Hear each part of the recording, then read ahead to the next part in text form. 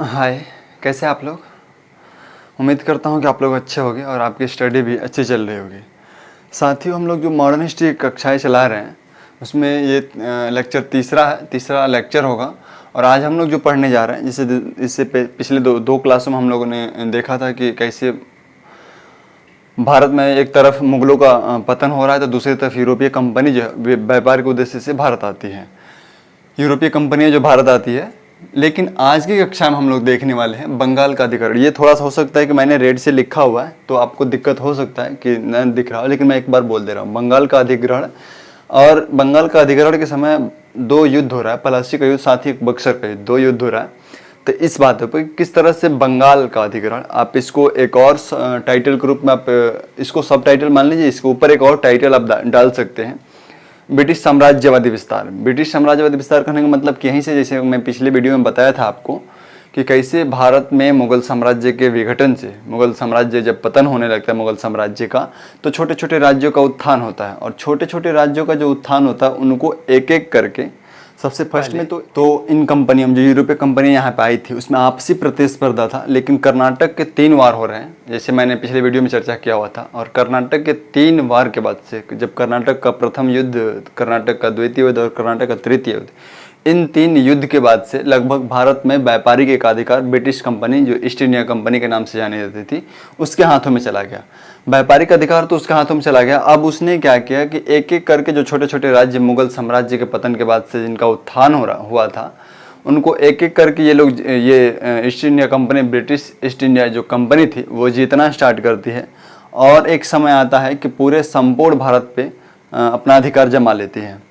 तो आज हम शुरुआत कर रहे हैं यहाँ से। मैंने बताया था पिछले वीडियो में कि एक एक करके हम स्टेट को कैसे जीत रहे हैं, इसको देखें कि किस तरह से एक एक करके सारे स्टेट को ये अपने अधिकार में ले रहे हैं। तो आप हेडिंग डाल दीजिएगा ब्रिटिश साम्राज्यवादी विस्तार और उसका सब टाइटल बंगाल का अधिग्रहण। हम लोग शुरू कर रहे हैं क्योंकि बंगाल का अधिग्रहण जो है एक महत्वपूर्ण टॉपिक है। और बंगाल का अधिग्रहण के उसी के क्रम में 2 वार हो रहा है, एक प्लासी का युद्ध और दूसरा बक्सर का वार। साथियों, बंगाल का अधिग्रहण करने जब ये लोग ब्रिटिश करते हैं तो आखिर क्या रीजन था कि इन्होंने बंगाल का अधिग्रहण सबसे पहले शुरू किया। क्योंकि आप जैसे जानते हैं, जब यूरोपीय कंपनी जब भारत आती है, तो अगर मैं यहाँ पे हल्का सा अगर आपको मैप दिखाने का प्रयत्न करूँ भारत का, तो आप जैसे अगर आप देख पा रहे होंगे मुझे, तो सबसे पहले तो जैसे कि आप जानते हैं कि वो बंगाल में तो सबसे पहली बार जब पुर्तगाल आते हैं तो कर्नाटक केरल साइड पे आते हैं, केरल के कालीकट बंदरगाह पे। लेकिन अधिग्रहण जो स्टार्ट करना है ये बंगाल था। उस समय का जो बंगाल हुआ करता था उसमें बांग्लादेश, बिहार, ओडिशा, ये सब सारे स्टेट जो है आज के, वो सब उस समय बंगाल में ही आते थे। तो क्या रीजन था कि इन्होंने बंगाल से ही अधिग्रहण स्टार्ट करना शुरू कर दिया था, स्टार्ट किया, बंगाल से ही सबसे पहले अधिग्रहण स्टार्ट किया। तो उसका रीजन एक दो मैं बोल रहा हूँ, उसको आप लिख लीजिएगा। हालांकि आज मुझे मैप की थोड़ी सी आवश्यकता थी और मुझे थोड़ी सी ज़रूरत थी बोर्ड पे, तो मैंने पहले से लिख के नहीं रखा हुआ था इन सब चीज़ों को। नहीं तो मैं पहले से जब लिख देता हूँ तो आपको आसानी हो जाती है कि एक क्लिक में आप एक नज़र में आप सारी चीज़ों को देख सकते हैं शॉर्ट नोट्स के रूप में। लेकिन आप नहीं आज लिखा हूँ तो आप इसको खुद से लिखिएगा और नोट्स बनाइएगा इसका एक अलग से। जैसे कि 2 वीडियो का आपने शॉर्ट नोट्स तो बनाया होगा जो मैंने बोर्ड पे लिखा था, आज इसका आप खुद से आपको बनाना है। तो आप जैसे कि हेडिंग डाल दिए होगे, सब कुछ इतना आगे तक जो बढ़ के जो मैं बोला था उसको आप लिखे होगे, उम्मीद करता हूँ। आगे आपको लिखना है कि क्या रीजन था कि ये लोग ईस्ट इंडिया जो कंपनी थी वो बंगाल से ही अपना अधिग्रहण स्टार्ट करती है। तो उनमें कुछ पॉइंट है, मैं बोल दे रहा हूँ, लिख लीजिए। सबसे पहले तो ये इसका जो सामरिक महत्व था वो अच्छा, इसका लोकेशन आप देखिए, एक तरफ समुद्र है तो इसका सामरिक महत्व था, पहला पॉइंट। दूसरा पॉइंट आप ये लिख सकते हैं कि इसका जो दिल्ली से डिस्टेंस था, जो मुगल साम्राज्य, अगर इसका मैं सेंटर दिल्ली से ले रहा हूँ, दिल्ली से इसका डिस्टेंस है, ये काफ़ी था। तो स्थानीय जो झंझट था उससे ये लोग दूर थे। तीसरे के तौर पे यहाँ पे जो भूमि थी वो उपजाऊ थी। जैसे कि आप जानते हैं कि अगर आप जियोग्राफी आज अध्ययन करिएगा तो आज का जो बांग्लादेश जो है वहाँ का भूमि जो है बहुत उपजाऊ है। उसका रीजन भी हम लोग जब देखेंगे क्योंकि वहाँ पे 2 नदी बेसिया अपना जो पानी है वो बंगाल की खाड़ी में गिराती है और वहाँ पे बहुत बड़ा डेल्टा का एरिया बनता है। तो ये एक रीजन था। वहाँ पे जो जमीनी भूमि है, उपजाऊ भूमि है, ये रीजन था कि इन्होंने वहाँ से स्टार्ट करना, वहाँ से अधिग्रहण स्टार्ट किया। 1-2 पॉइंट ये आप लिख सकते हैं तीसरे पॉइंट के तौर पे आप ये लिख सकते हैं कि मैंने 3 पॉइंट तो बोल दिया अभी, 3 रीजन के पास है। चौथे रीजन की मैं बात करूँ तो चौथे रीजन ये था कि बंगाल की जो स्थिति है वो तटीय, समुद्र तटीय होने के कारण यहाँ पे नौ परिवहन की शक्ति को बढ़ावा दे सकता था। और इस तरह से कुछ रीजन थे जो जिसकी वजह से इन्होंने बंगाल पर शासन करना प्रारंभ किया। सबसे पहले बंगाल का ही अधिग्रहण इन्होंने किया था। अब हम आगे बढ़ते हुए थोड़ा सा देख लेंगे कि बंगाल में उस समय का शासन व्यवस्था क्या था, किस तरीके से क्या था। इन सब बातों को हम चर्चा करें, कहाँ से नवाब का पद आ जाता है। तो इसको मैं डिलीट करना चाहूँगा। आगे की बात मैं करूँ, अगर बंगाल की मैं बात करूँ तो ये जो बंगाल था उस समय का बंगाल, आप जैसा कि जानते हैं, अगर नहीं जानते हैं तो ये जान लीजिए, बंगाल जो था वो मुगल साम्राज्य का, जब मुगल साम्राज्य का पतन होता है, जो छोटे छोटे राज्यों का उत्थान होता है, बंगाल जो था उन्हीं राज्यों में से एक था, बंगाल भी था। तो बंगाल शुरू से ही मुगल साम्राज्य का एक सूबे हुआ करता था, एक प्रांत हुआ करता था। इसमें 2 तरह के पद अधिकारी होते थे, 2 पद होता था यहाँ पे। एक मैं थोड़ा सा यहाँ पे डिटेल में इसको चर्चा करना चाहूँगा। एक सूबेदार हुआ करता था, क्या सूबेदार, तो दूसरा दीवान हुआ करता था। ठीक है, दीवान। आप इन सारे बातों को लिखेंगे। अब देखिए, सूबेदार जो था, सूबेदार पद जो था वो प्रशासनिक कार्यों को देखता था, जबकि दीवान पद जो था वो वित्तीय कार्यों को देखता था। दीवान कार्य वित्तीय कार्यों को देखता था, दीवान है कार्य वित्त से संबंधित कार्यों को देखना था, जबकि सूबेदार जो था वो प्रशासनिक कार्यों को देखता था। इन दोनों की नियुक्ति कौन करता था? तो इन दोनों का नियुक्ति जो था वो मुगल साम्राज्य करता था। ये बात याद रखिएगा, इन दोनों का नियुक्ति मुगल सम्राट जो करता था। साम्राज्य के लोग ही करते थे, सम्राट बोल सकते हैं, सम्राट, मुगल सम्राट करते थे। आप एक बात ध्यान रखिएगा, यहाँ पे एक बात और यहाँ पे मैं एक्सप्लेन करना चाहूँगा। ये सूबेदार जो था वो प्रशासनिक जो कार्यों को देखता था, वो उसका जो संबंध था वो राजघराने से था, यानी कि ये सूबेदार जो था वो राजघराने से संबंधित था। दीवान ऐसे जनरल आदमी था। तो दीवान जो था वो प्रशासनिक कार्यों को देखता था, सूबेदार दीवान वित्तीय कार्यों को देखता था, प्रशासनिक कार्यों को सूबेदार देखा करता था। इन दोनों का नियुक्ति मुगल सम्राट करता था। अब देखिए, 1707 में घटना होती है, जैसे कि आप जानते हैं, औरंगजेब की मृत्यु। औरंगजेब की मृत्यु के पश्चात मुगल साम्राज्य कमजोर पड़ने लगा। इसके बाद और ये जो था सूबेदार जो था ये प्रशासनिक कार्यों को देखता तो था, लेकिन कुछ इसका जो कार्य था, क्योंकि ये राजघराने से संबंधित था, तो ये हमेशा दिल्ली रहा करता था। कहाँ पे रहा करता था? लगभग हमेशा दिल्ली रहा करता था। अब दिल्ली रहने के क्रम में इसका जो कार्य था, मुगल सम्राट जो औरंगजेब की मृत्यु के बाद से जो अगला शासक फारुखशियर बनता है, फारुखशियर ने सूबेदार का कार्य भी, जो प्रशासनिक कार्य, सूबेदार प्रशासनिक कार्यों को देखता था, प्रशासनिक कार्य भी दीवान को सौंप दिया। क्या किया? प्रशासनिक कार्य भी इसने दीवान को सौंप दिया। और इस समय मैं नाम बताऊं तो ये जो था अजीमुशान, आप लिख लीजिएगा इसका नाम, अजीमुशान। उस समय का जो सूबेदार था वो अजीमुशान था। तो दीवान जो था वो मुर्शिद को लिखा था। कौन था? दीवान मुर्शिद को लिखा था, याद रखिएगा। अब क्या होता है, फारुखशियर जो मुगल सम्राट फारुखशियर ने अजीमुशान का कार्य भी किसको सौंप दिया? मुर्शिद को लिखा को। यानी कि सूबेदार का जो दायित्व था वो भी अब इसी को निभाना था, दीवान को ही निभाना था। दीवान ने ये काम फारुखशियर 1717 में करता है। 1707 में किसका मृत्यु होता है? 1707 में औरंगजेब मरता है। और 1717 में ये काम फारुखशियर करता है। सूबेदार का जो दायित्व था वो दीवान को सौंप दिया, यानी कि मुर्शिद को लिखा को सौंप दिया। इसका फायदा उठाकर एक तरफ तो मुगल साम्राज्य था वो कमजोर हो चुका था, तो दूसरी तरफ ये फारुखशियर सूबेदार का भी दायित्व दीवान को सौंप दिया। फायदा उठाया किसने? मुर्शिद कुली खान ने, और खुद को नवाब घोषित कर दिया बंगाल का, स्वतंत्र रूप में खुद को बंगाल का। ऐसे इन्होंने करना स्टार्ट 1700 से ही कर दिया था, लेकिन प्रत्यक्ष रूप से इन्होंने मुर्शिद कुली खान ने खुद को नवाब घोषित किया। कब? 1717 ईस्वी में, जब इन्होंने सूबेदार का भी कार्य सौंप दिया गया दीवान को। अब यहीं से बंगाल में जो नवाब की पदवी स्टार्ट होती है, यहीं से स्टार्ट होती है। यही इतिहास है नवाब की पदवी का, कि यहाँ से नवाबों का पद जो है वो स्टार्ट हुआ। और मुर्शिद कुली खां 1717 से लेकर 1727 तक शासन करता है। एक प्रभावशाली शासन किया, वो प्रभावशाली के रूप में शासन किया था। इसका कुछ कार्य है, जैसे कि इन्होंने तकावी ऋण दिया था साथ ही ये जो थे इजारेदारी प्रथा, इजारेदारी प्रथा इसने शुरुआत करी थी। मैं बताऊँगा आगे कि किस तरह से इजारेदारी प्रथा, आप सोच रहे हो कि इजारेदारी प्रथा तो अंग्रेजों ने शुरू करी थी, जिसको तो मैंने कल की वीडियो में ये भी बताया था कि इजारा जो प्रथा है वो पहले से भी चला आ रहा था। जब क्या औरंगजेब था, औरंगजेब के समय में इजारा प्रथा हुआ करता था। तो ये सब था। अब इसके बाद से इसका शासक जो है मुर्शिद कुली खां के बाद से 1727 ईस्वी में सिजाउद्दीन अगला शासक बनता है। बंगाल का जो नवाब, अगला नवाब बनता है सिजाउद्दीन बनता है। हालांकि इसका कोई इतिहास में रोल उतना ज़्यादा खास नहीं है। इसका दामाद हुआ करता, मुर्शिद कुली खां का दामाद अगला शासक बना सिजाउद्दीन। इसका बेटा सिजाउद्दीन का बेटा सरफराज खां 39 से 40 तक शासन किया। हालांकि इन दोनों ये जो दोनों नवाब थे सिजाउद्दीन और सरफराज, ये दोनों प्रभावशाली शासक के रूप में कभी नहीं उभरे, इसलिए इनको हम लगभग नहीं ही पढ़ते हैं। मुर्शिद कुली के बाद सीधे अगला नवाब जो बनता है सरफराज खां से, जिन्होंने शासन को छीना था, अलीवर्दी खां। अलीवर्दी खां जो था, इन्होंने यूरोपियों को, आप एक बात याद रखिएगा, इन्होंने यूरोपियों को मधुमक्खियों की संज्ञा दी है। और इन्होंने कहा था कि अगर ये एक तरह से मधुमक्खी, अगर इसको न छेड़ा जाए तो ये शहद देगी, लेकिन अगर इसको छेड़ा जाए तो ये काट काट के मार डालेगी। ये इसका सेंटेंस है अलीवर्दी खां का। अलीवर्दी खां जो था, अलीवर्दी खां ने यूरोपियों को मधुमक्खियों की संज्ञा दी। आप लिखिएगा इस बात को, क्योंकि ये शायद पीसीएस के एग्जाम में पूछ सकता है।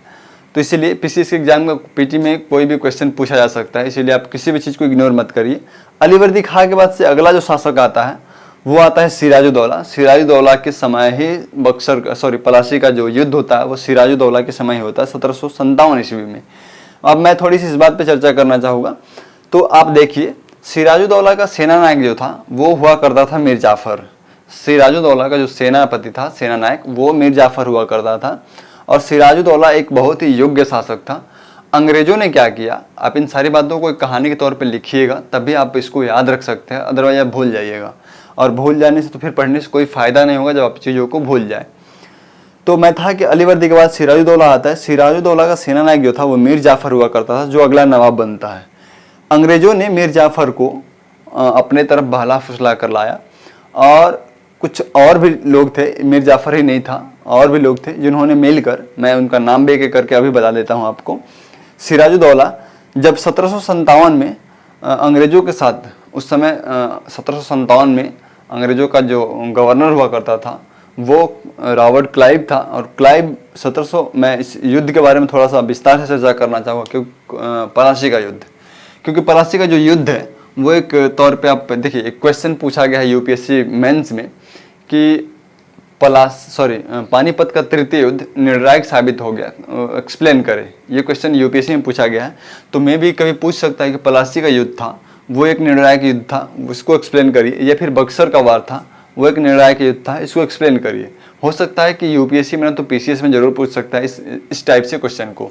तो इसलिए हम इन दोनों युद्ध को विस्तार से चर्चा करेंगे, और इसके बाद से हम लोग आगे बढ़ेंगे। तो सबसे पहले हम देखते हैं कौन सा, पलासी का युद्ध। ठीक है, पलासी का युद्ध, आप इन बातों को लिखेंगे। ठीक है, पलासी का युद्ध जो था 23 जून 1757, मैंने उस डेट मेंशन किया, आप उसको देखिएगा। 23 जून 1757 को ये युद्ध होता है। अब देखिए, कुछ लोग थे जिन्होंने, जैसे कि राजा जो था उस समय का नवाब जो था वो सिराजुद्दौला था। सिराजुद्दौला ने अपने जो सेना नायक था उस पर आंख बंद करके बिलीव करता था। अब मान लीजिए कि सेना नायक है तो उस पर बिलीव करना जरूरी भी है। तो इन्होंने लेकिन क्या किया कि इन्होंने सेना नायक था, इनके साथ कुछ और भी लोग थे, जिनमें मुख्य तौर पर आप देख सकते हैं जगत सेठ, मानिक चंद्र, घसीटी बेगम जो थी वो, इन लोगों ने मिलकर इसके साथ जो है धोखा दिया सिराजुद्दौला। सिराजुद्दौला एक बहुत ही योग्य शासक हुआ करता था। और सिराजुद्दौला के जो वार जो जब हो रहा है 1757 में, तो इन लोगों ने, इसका सेनापति जो था मीर जाफर, इन सब ने मिलकर इसको धोखा दिया। और युद्ध में जो था वो एक तरफ, आप इसको आप लिखना चाहे तो आप इस तरह से लिख सकते हैं, बक्सर का युद्ध जो होता है 1700, जैसे उधर मेंशन है, तो एक तरफ था रॉबर्ट क्लाइव, ठीक है, और दूसरी तरफ जो था वो सिराजुद्दौला था। दूसरी तरफ कौन सा, सिराजुद्दौला जो था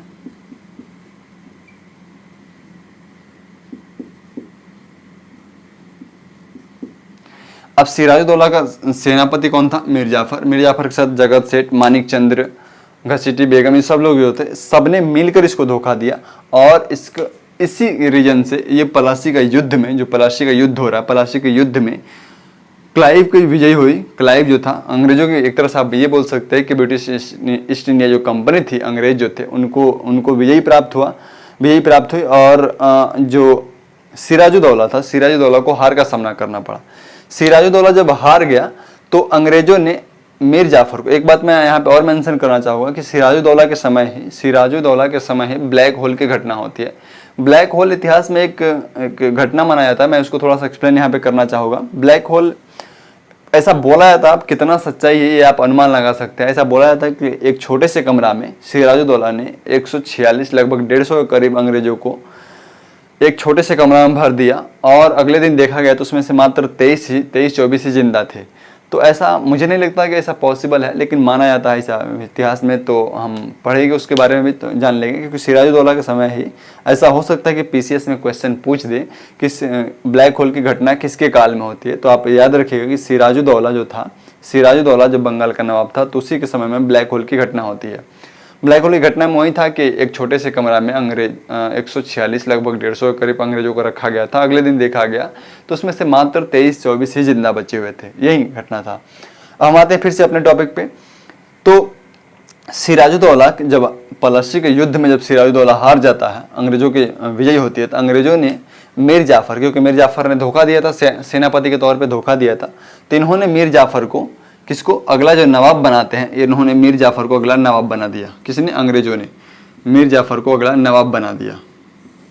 और मीर जाफर 3 साल आराम से शासन करता, लेकिन इस बीच कुछ ऐसी घटनाएं होने लगती है, जैसे कि मीर जाफर, अंग्रेजों का जो उम्मीद था, अंग्रेजों को जो उम्मीद था कि मीर जाफर ऐसा करेगा अगर हम इसको नवाब बना रहे, उस उम्मीद पे खरा नहीं उतर रहा था। मीर जाफर जो था उस उम्मीद पे खरा नहीं उतर रहा था।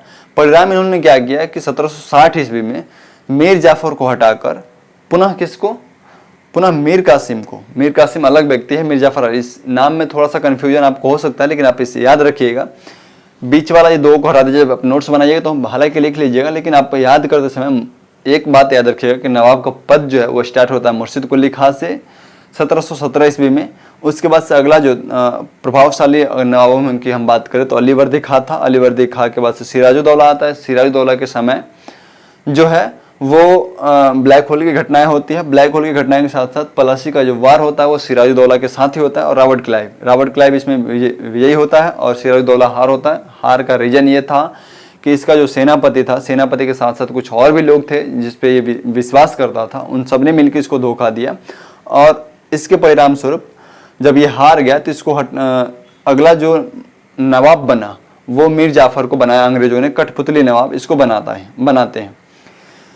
फिर आगे क्या होता है, जब मीर जाफर अंग्रेजों के जो उम्मीद थी उस पर खरा नहीं उतरा, अंग्रेजों की उम्मीद पे खरा नहीं उतरा, तो इन्होंने मीर जाफर को हटाकर फिर मीर कासिम को लाते हैं।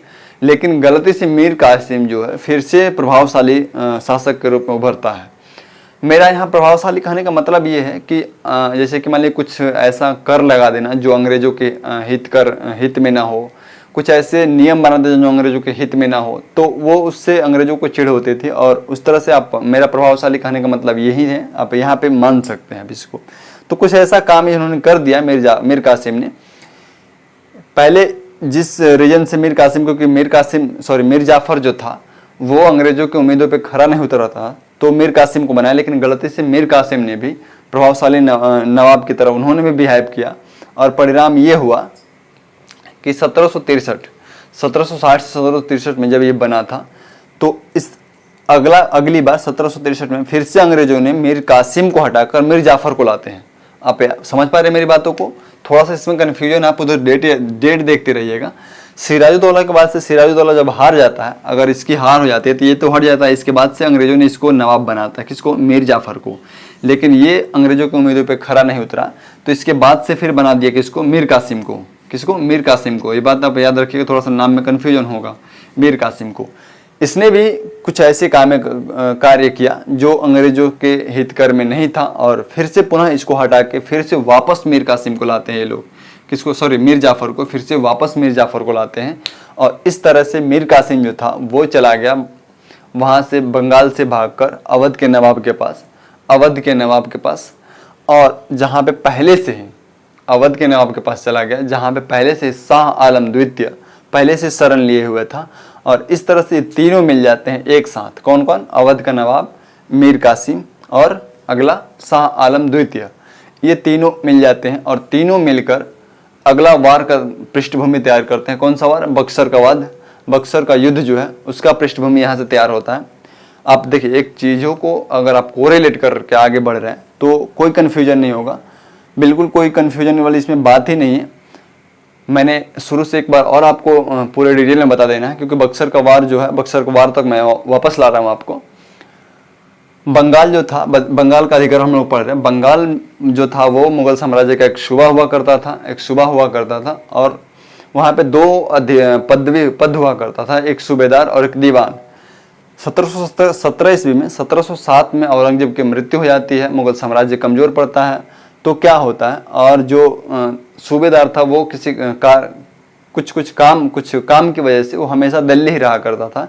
तो अगला जो शासक आता है, शासक ने 1717 ईस्वी में जो वहाँ का दीवान था उसी को सूबेदार का भी कार्य सौंप दिया। उसने क्या किया, मुर्शिद को लिखा, उस समय का वो सूबेदार दीवान हुआ करता था, उसने सूबेदार का भी कार्य लिया और खुद को स्वतंत्र रूप में एक नवाब घोषित करके, क्योंकि मुगल साम्राज्य का पतन हो रहा था, मुगल साम्राज्य लगभग कमजोर पड़ चुका था और उसमें उतनी शक्तियाँ नहीं थी कि वो छोटे छोटे स्टेट को क्या अपने अधीन करके एक बड़ा सा अंपायर के रूप में उसको बनाए रखे।